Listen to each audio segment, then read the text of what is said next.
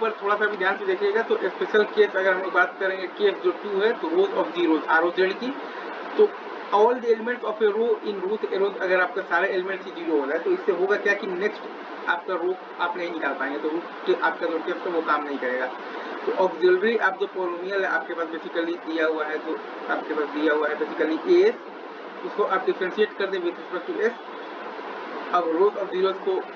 आप रिप्लेस कर दें तो coefficient of the dx by dx है, जैसे कि ये केस है तो आ जाएगा ds4 प्लस ES और प्लस f, तो 4ds plus 2s 4d, 2d, 0 से, तो ये केस में आपके पास आ जाएगा ds2 और प्लस आ जाएगा 2ds 2d, 0 से ऐसे। अब ऑक्सिलरी इक्वेशन जो होता है वो आपका basically is the part of the original जो कैरेक्टरिस्टिक जो इक्वेशन है उसी का पार्ट होता है, और वो हमेशा ही आपका इवन डिग्री का पोलिनोमियल होता है। और रोज ऑफ जीरोज आपका बेसिकली ऑड जो पावर ऑफ जो s होता है उसमें होता है, और उसका जो रूट होता है ना, जो ऑक्सिलरी बेसिकली जो इक्वेशन उसका वो हमेशा ही ओरिजिन से क्या होता है बेसिकली तो सिमेट्रिक होता है। तो टोटल जो केसेस बनते हैं वो अगर आप ध्यान से देखिएगा तो 5 केसेस बनेंगे, marginally stable, marginally stable, unstable, unstable, unstable, ठीक है। अब मार्जिनली अगर स्टेबल है तो रोज ऑफ जीरो होगा ही होगा, अगर रोज ऑफ जीरो है तो मार्जिनली स्टेबल भी हो सकता है और आपके पास बेसिकली अनस्टेबल भी हो सकता है। अगर RH जो criteria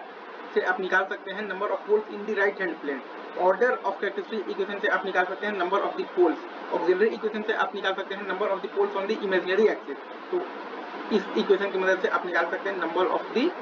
poles on the left hand side of the plane. अब RH जो क्राइटेरिया है वो बताता है number of poles in the right hand plane, मतलब कि सिस्टम अनस्टेबल है या नहीं है, और ऑक्सिलरी जो इक्वेशन है वो आपको बताता है कि सिस्टम मार्जिनली स्टेबल है या फिर अनस्टेबल है, ठीक है। ठीक है सर, क्योंकि रोज ऑफ जीरो है तो ऑक्सिलरी इक्वेशन हम लोगों को लिखना मतलब कि आता है, राइट। अब एक लास्ट कॉन्सेप्ट आपके पास ये है कि इंटरसेक्शन अगर आपको निकालना है इमेजिनरी एक्सिस के साथ तो हम लोग वो वैल्यू ऑफ k निकालते हैं फॉर द मार्जिनली स्टेबल जो सिस्टम है उसके लिए, वो हम लोग निकालते हैं तो रोज ऑफ जीरोज बनाकर, ठीक है।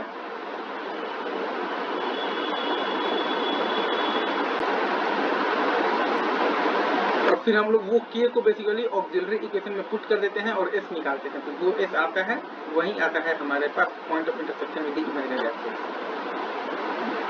तो राइट साइड और ये आपका आगे पूरा होगा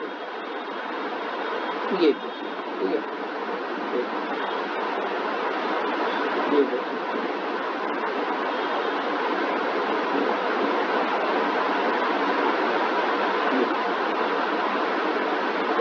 पूरा, ठीक है। अच्छा तो हो गया, आगे बढ़ सकूंगा।